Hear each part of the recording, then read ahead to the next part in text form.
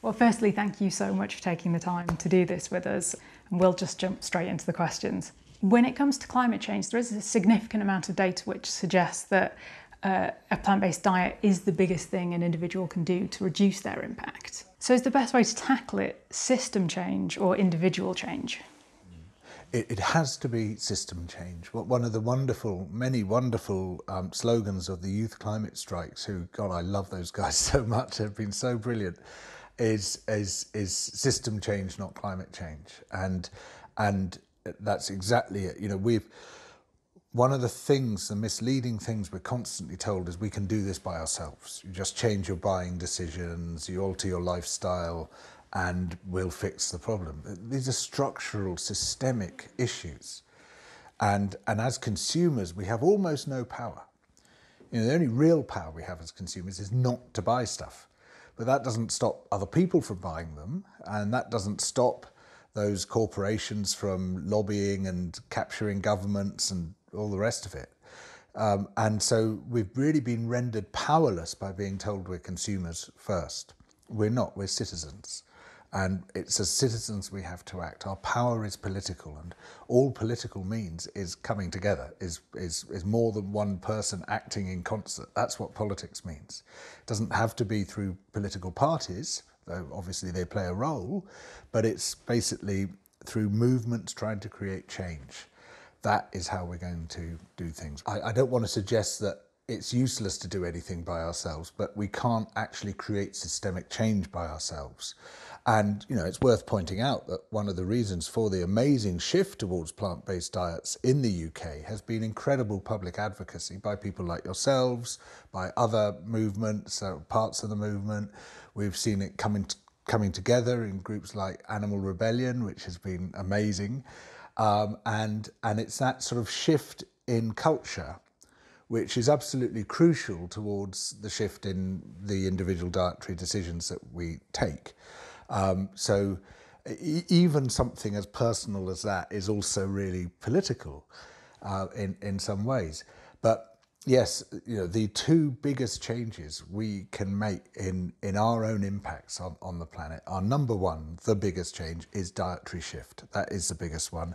And number two is transport patterns, i.e. not flying above all else, and using your bike and walking and the rest of it. Those are the two things which, as individuals, we can do most effectively, but they still need to be embedded within that wider structural change, and part of that is cultural change. So we've seen interest around plant-based diets grow as more people become aware of the climate breakdown. Why is it more legitimate to promote an environmental angle than the animal rights angle? Well, actually what I'm seeing is this amazing convergence of concerns, and actually, you know, being able to make common cause with people whose main motivation is animal rights or their own health. I don't mind, really. You know, it's great to see this convergence of interests, and I don't think there should really be any separation between our concern for animal rights and our concern for the living planet as a whole. You know, it's like respect for all life. Isn't that the basis of it?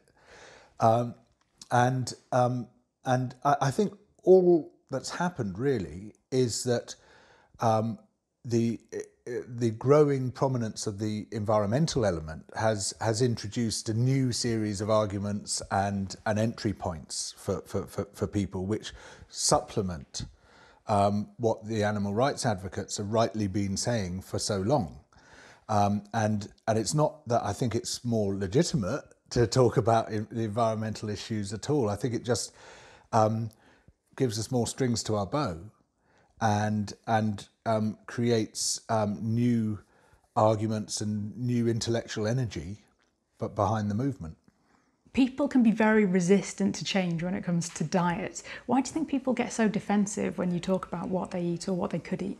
Well, it's literally visceral, isn't it? It is literally visceral. It sort of, you know, cuts straight to the heart of our emotional lives. And I mean, it is a really, really emotional thing, partly because it's something we have to engage with 2, 3, 4 or more times a day, partly because it's almost our only remaining connection for many people with the natural world. You know, that food actually has come from the ground and come from the outdoors into our lives, and there is that sort of desire to keep connecting with it, which can be quite a positive desire, though it can spiral off into some fairly dark places. And we should also remember that there is a sort of deep implantation of cultural norms starting when we're very, very small children.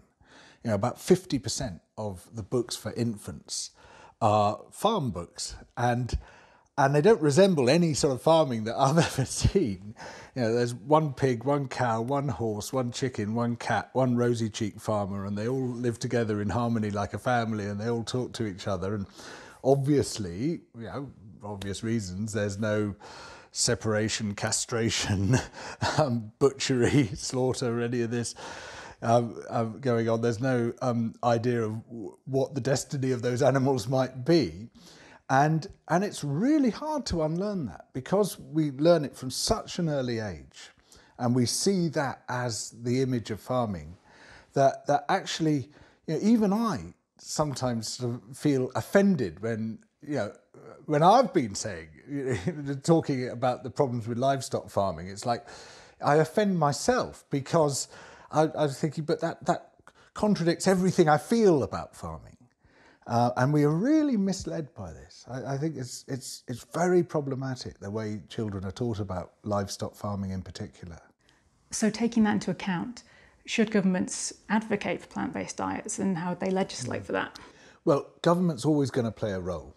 I'm not saying it's the be-all and end-all, and I don't want an overweening state which is going to control everything, but I do want a state which is going to intervene where it's appropriate.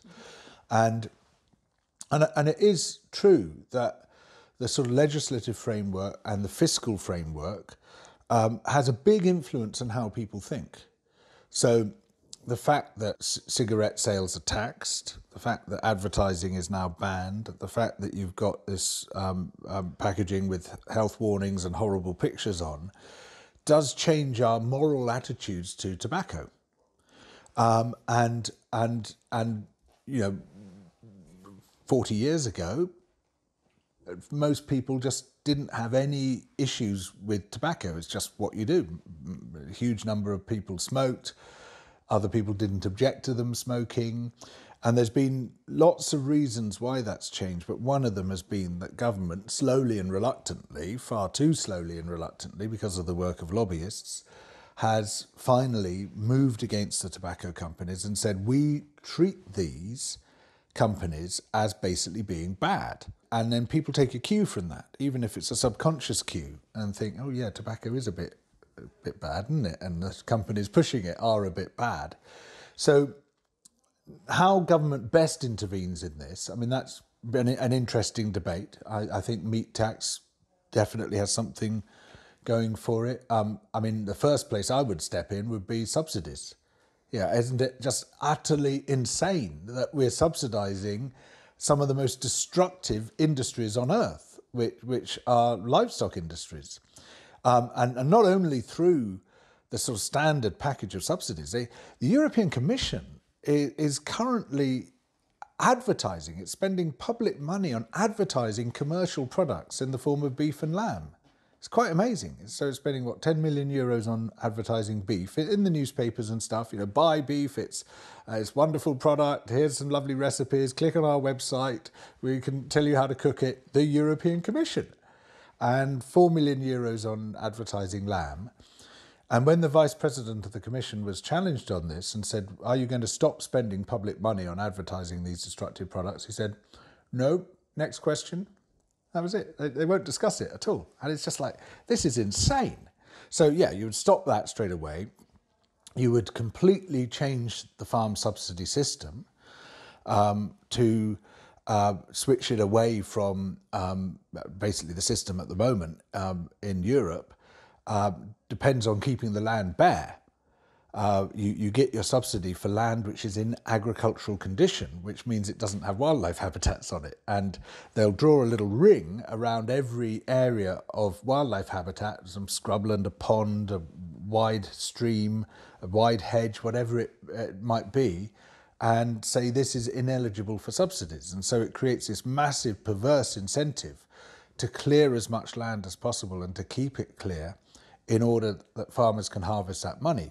And one of the most effective ways of doing that is by grazing animals on the land, because sheep in particular are selective browsers which will pick out tree seedlings because they're highly nutritious and delicious to sheep. And so they will scour the whole hillside looking for tree seedlings, nibble them out, and gradually the old trees die off. There's nothing to replace them. And what we've seen, certainly across Britain, has been this replacement of a largely forested landscape to a completely bare one.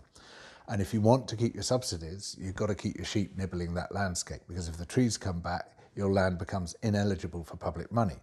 And when you consider that the only thing supporting that industry is public money, because actually keeping sheep is loss-making, massively loss-making, then you realise that this is entirely an artefact of our tax money being misused. Well, my next question was about whether we should remove subsidies for livestock farming, but you've clearly answered that. Thank you very much. Well, and it's huge. I mean, I don't think people have really grasped the scale of it. You know, lots of people are upset about urban sprawl. And quite rightly, you know, urban sprawl is a bad thing. We should have our compact cities and we shouldn't sprawl out into the countryside. But agricultural sprawl is a far bigger issue than urban sprawl. So cities, all the built environment in the UK, cities, towns, villages, including your gardens, including the parks, all the roads, all the airports, all the infrastructure, everything amounts to just over 5% of the UK's land area. That's 1.7 million hectares. Sheep farming alone, in the uplands alone, covers roughly 4 million hectares, more than twice the entire area of the built environment. And as far as in situ damage to ecosystems is concerned, it's done far more damage than the built environment has done. Partly because it's so much more extensive, but partly because actually there's a lot more wildlife in most cities than there is in most sheep farming areas. I mean, it's quite incredible. You know, you walk across the hills in Cumbria or Snowdonia or the Pennines or the southern uplands or the Highlands, anywhere where there's extensive sheep farming, Dartmoor, Exmoor, you can walk all day, see 2 crows and 1 pipit. You know, whereas you sit in a suburban garden for an hour or two and you'll see a wide range of birds and other wildlife coming into that garden. There's more life in the cities than there is on those sheep ranches.